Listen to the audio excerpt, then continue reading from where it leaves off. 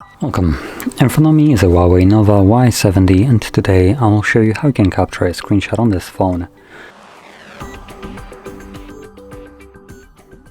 So to get started, all you need to do is open up content that you wish to capture. I'll be using just the home screen as an example for this, and once the content is open and visible, hold power key and the volume down at the same time. As you can see, this will capture a screenshot.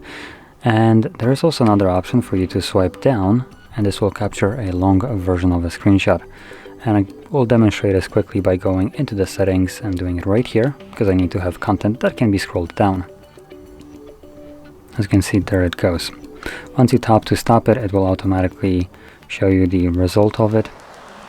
And from here, all you get to do is tap on save.